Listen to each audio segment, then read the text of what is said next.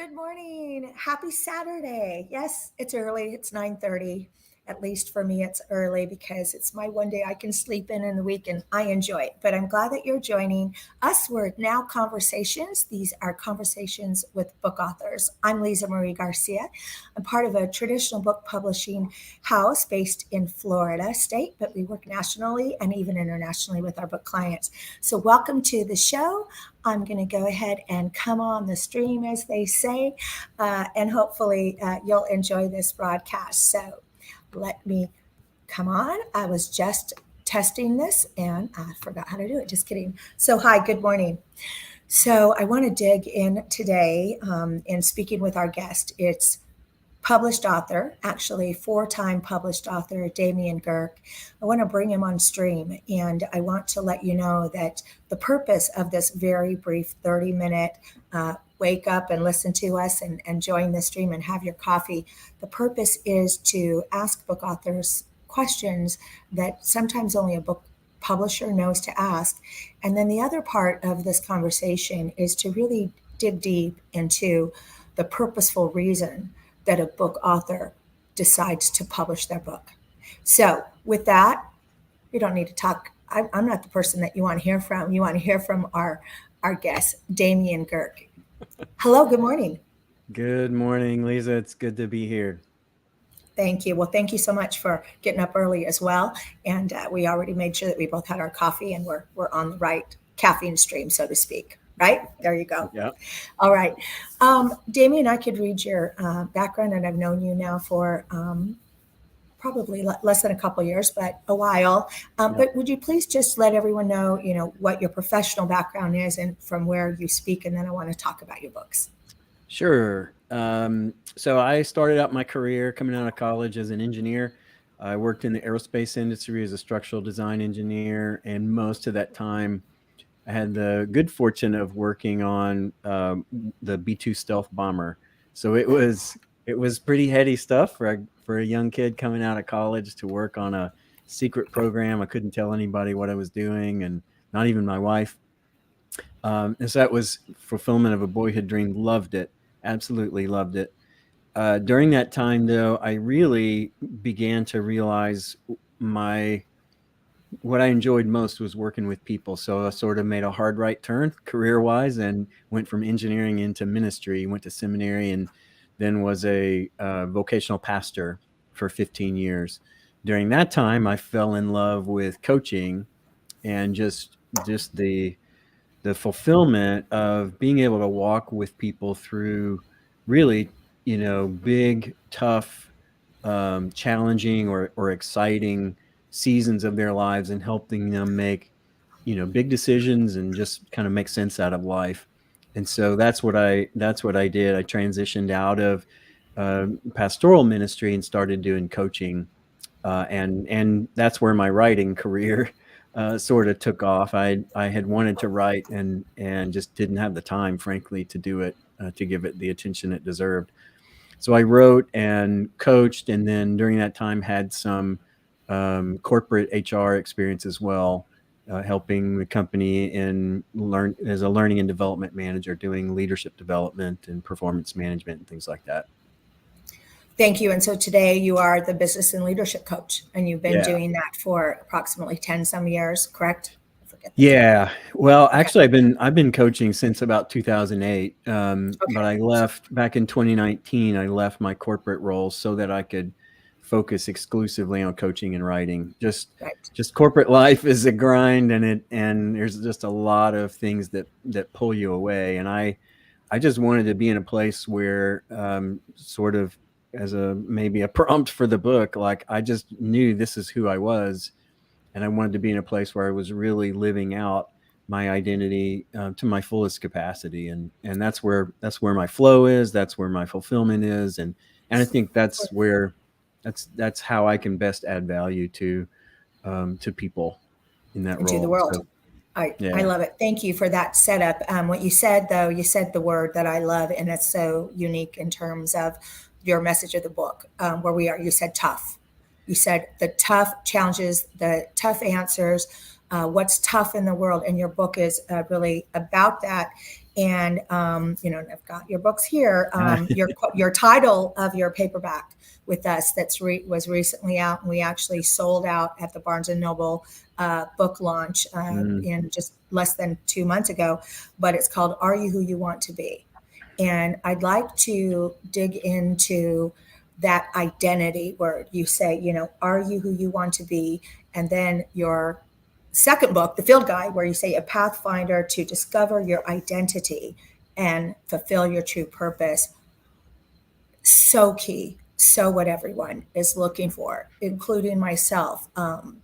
Speak on that. Where did it come from? How did it start? Gosh. What's your take on it? I know it's a big Yeah. question.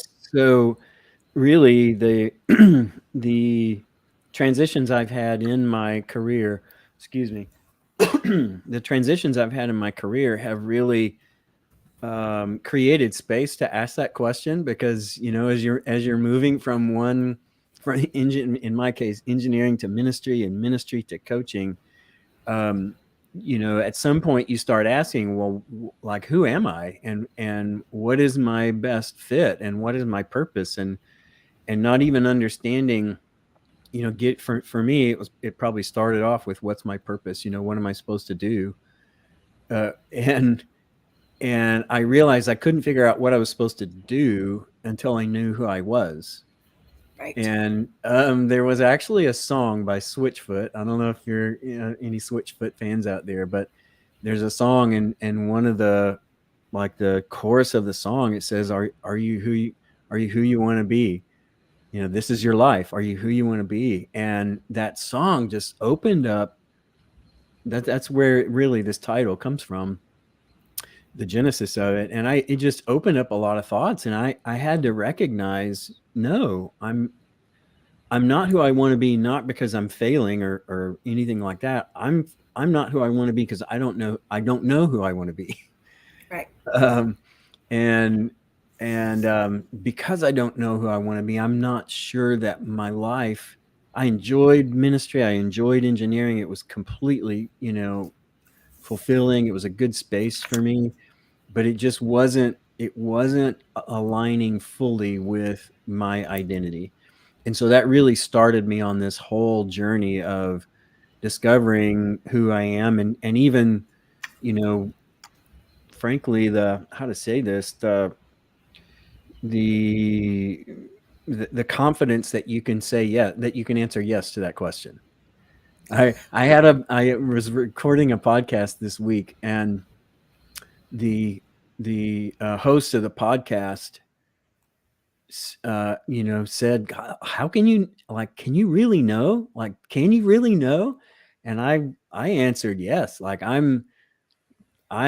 I'm living in a space and with a self concept, a self perception that I'm confident that I know who I am and who I want to be. And I'm not the perfect version. I'm far from perfect. In fact, when you find out who you are, you find out so many things that are blocking to be the perfect version of you, to fulfill that the best version of you that you can be. And so I see more, issues and challenges now than I ever did before, but I'm addressing those with confidence and clarity. And it's not based on my performance, and it's not based on my productivity and what people say about me and things like that. I'm able to be at peace, completely at peace. Right. It's an amazing place to be. I'm 100% with you, where if I'm asked that question, and I have been, how do you know that you know your purpose? Because I do say, yes, I do know. I have only known it for maybe 6 years. I might be off a little bit there, but it's only been the last 6 years of my 21-year life. Haha.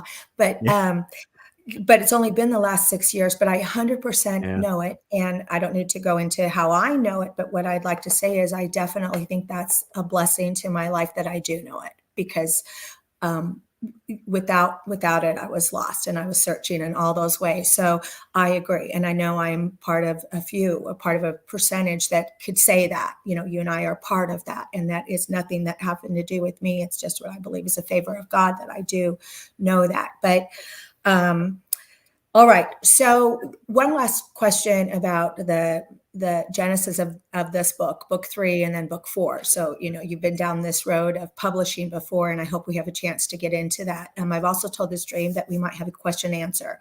So we'll see if there's any questions that come up for you at the end. But I'd like to have you talk about how you've been working on this book for quite a while, and maybe some of the journey, because there's many people that listen to this that are aspiring to be an author, or they started and stopped and all that. So I'd like them to hear that for encouragement, if you would share that. Yeah. So that's I don't often get asked that question. So the reality is, when I transitioned this was 2008, when I transitioned out of ministry, I actually had a version of this book close to publication. I had an agent, had a mainline publisher, deal all worked out. We were going through the final steps. The publisher said, in December, we're going to the pub board. It's just a formality. Like, I've already greased the skids. Like, it's just, we're right there. And then I don't know if you remember back this far, but 2008, 2009 was when, the Great Recession happened. And so the publisher pulled the plug on everything, not just my book. Like, they were totally in scramble mode, trying to figure out how to stay afloat as a publisher. And so as an author, that was my first, it would have been my first book. And it was really demoralizing to take something that you had poured so much into. And, it was probably at that point 3 years worth of work, probably more than that, but it was a lot of work. And just to be so close and to have that taken, quote unquote, taken away from you, was really demoralizing. And just during that time, it was hard anyway. So I really tabled the book and didn't come back to it until, 10 years later, just about. So what I realized, though, is the version of the book now is got 10 years worth of perspective and experiences that it didn't have before. And I'm so glad that it didn't get published. And being a writer there is a perfection of craft that happens. It's like wine, you need to get started, and you need to keep going and never stop getting better. Because you get better by writing. You write better when you write.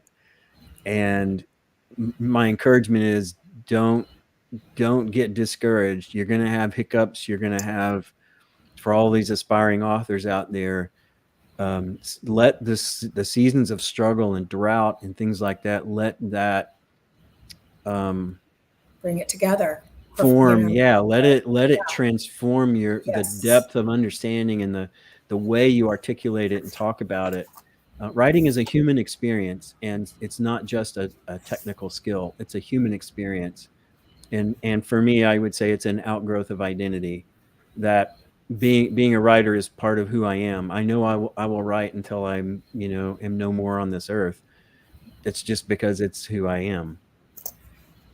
It's fantastic. I love that the writing is perfection of a craft. And when you said that, I thought, it's the 10,000 hours thing, right? Exactly. It's the idea, I understand. I have so many skills now, being in publishing industry for 8 years. Well, have so many hours, right? Sometimes I'm like, how am I so good? Just kidding. How do I see it a certain way? Or, we know what not to do. Well, it's because of the 10,000 plus hours. So you are a prolific writer. I love that you have expressed how you'll never stop writing. I mean, you've got 4 books now that you've penned, and I've read 2 of them, from first word to the end word, and I just they're fascinating, engaging, and very impactful. Just wow, keep it up. Okay, so let me move to something else. What is unique about your book? And I want you just to describe it, because it's just a fantastic concept that you have in each end of the chapter of "Are you who you want to be?" You've got this disambiguation, section, and it's so cool and such a cool word that we capped it. And just explain what it is, what you're asking the reader, in those Yeah. sections at the end of the chapters. Excuse me. So I use the word disambiguation like every I don't know if this is a hard and fast thing, but I have to pause and think about this. So probably just on off the top of my head, I'd say people that are 35 and older, they don't even understand the word. Like they're going, disam what? Are you making that word up? And people that are younger, 35 and younger, almost all of them know what it is. And most of that is because people that are 35 and younger are on Wikipedia all the time. And Wikipedia, it's a word that's where I saw it. And so this is sort of a reference to, I really wrote this book, which is distinct from the first version. I really wrote this book with millennials and Gen Z in mind, and now probably I should start saying Generation Alpha, because they are at the same time, they are the generations that are genuinely asking the question, "Who am I?" And or at least out, verbally, they're expressing it. I think all of us ask it internally. Those two generations are brave enough, or maybe naive enough. I don't know, but and I say that not disrespectfully, actually respectfully.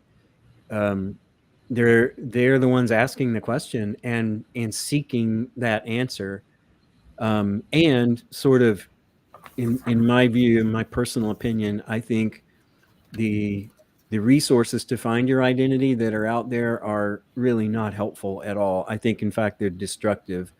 The encouragement to go be everybody you want to be, or be five different people at one time, or be one person in one social setting and another person in another social setting. I think that's incredibly destructive.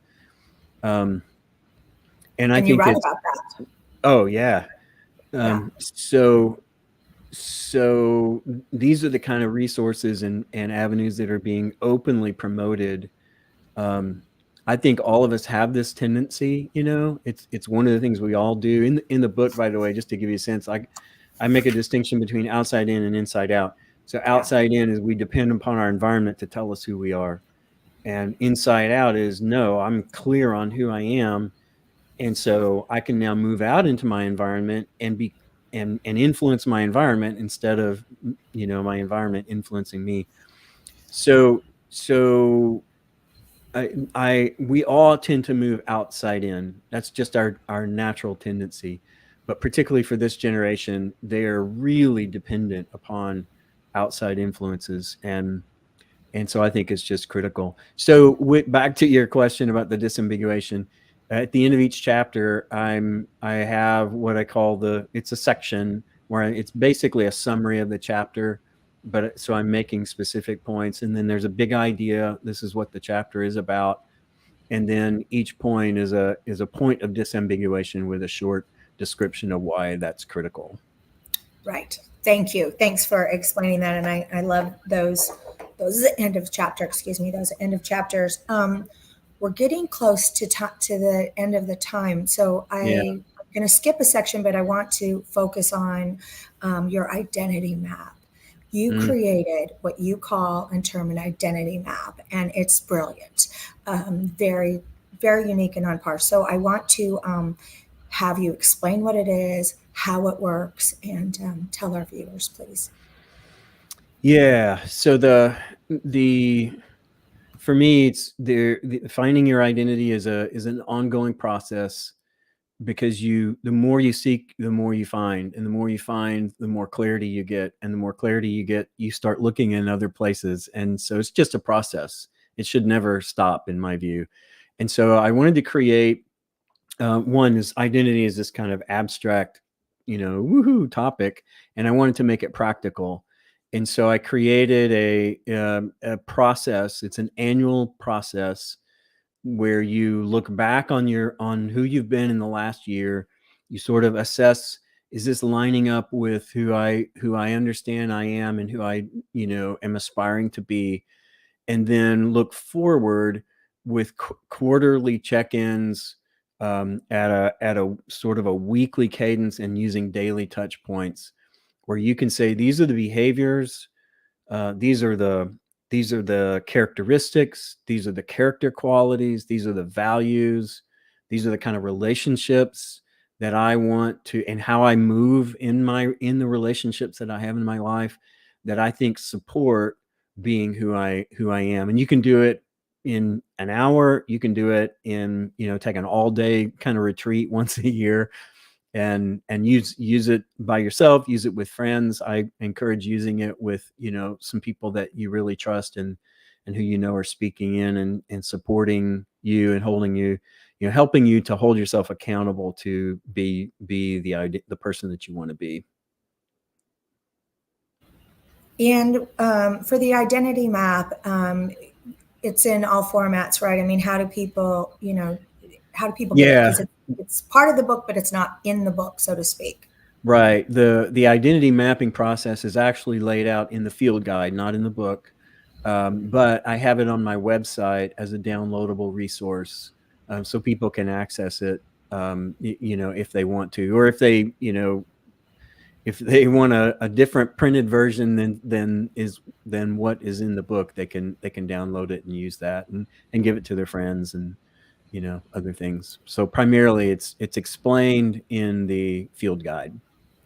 Thank you. And I think it's fantastic that you're, offering this to the world. There's, coaches in that would try to sell it and, make it a product and that. And you just, when you put it together, it was very organic, right? After you were working on putting the field guide together. And the field guide is the field guide to the book, Are You Who You Right. Want to Be? So it's a Right. companion product. But I love that came up, just as part of the writing that was unexpected, so to speak. Yeah. All right. So I like to ask book authors to leave a inspirational action item or something to focus on for aspiring writers or book authors, like you said. I mean, it's 15 years that, Mm. basically you started with Are You Who You Want to Be until publish. And I'd like you to share encouragement that I know what we say when we're meeting someone, but what would you say? What do you say in the conversations? And you have someone who says, I'm fatigued. Maybe you can focus on that, because we hear that a lot. I had an author that said, I don't want to proof my book anymore. I'm over it. And I understand that. So there was encouragement that we needed to say.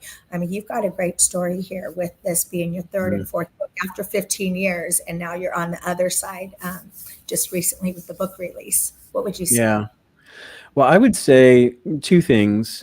I said my identity as a writer.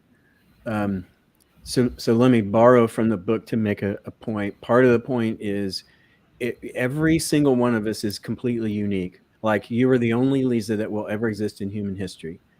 So that's part of what makes your purpose unique. Like, nobody else can live out your purpose. And unless you don't really understand your identity, you're living out to some degree less than your purpose, or only part of your purpose, or you're living out somebody else's purpose, right? Which just doesn't make any sense. So as a writer, you there's some technical aspects to writing, and you have to get the tense right, and word order, All those levels of sentence editing, order, right? Yep. all that kind of stuff. You got to get that right. But there's a dimension to your writing that can only be written through you. So don't there may be other writers that you aspire to be like, or that you appreciate their style or their approach, but find your own voice, because your voice is your voice. And as you know, in Are You Who You Want to Be, there's some stylistic things that I did that are completely unique, and they're just mine. And I kind of insisted, like, no, this has this. I'm open to feedback, but I want this to be like this, right? Um, and so the more you work at it, the more clear your writing voice becomes, and that includes even setback. That includes even reading your stuff. Like, part of the reason I didn't want to I share that, like, I don't want to proofread my stuff again. But when I force myself to put on glasses that, and read it from someone else's perspective, I see things, I see gaps, I see what I would say are just less than ideal expressions. And you can tell it just doesn't get there. It's not quite saying what I want to say. And that only comes through the discipline of writing and reading. And it's a grind. There's a grind aspect, and you have to just embrace that grind and keep pushing forward. You're so full of hashtags. I love it. I have to stop writing, but hashtag, you're so full of the grind and all of that. I love it. Well, I'm going in the notes on the show. We'll let you know how you can buy the book, areyouwhoyouwantobe.com or damiangerke.com. There's up there on screen right now. You see the book, it's in every format: audio, iTunes, paperback, Ingram, Amazon, national, international, every format. So we're very excited about that, to give that to you and to provide that. And I just want to thank you for your perseverance, right? And we're excited for more books that you write, and appreciate you on the show, and connect with Damian. He's a very generous of spirit and heart person, so he'd be happy to help you and talk to you about finding out what your true purpose in life and building your identity. It looks like we're getting close to the end. It's saying end of broadcast here, so let me see if I can be my own engineer and see if there are any comments or questions if we have time. Let's see. Oh, everyone's so happy and appreciate what you have to say. So, all right. Okay. Well, happy Saturday morning, everyone.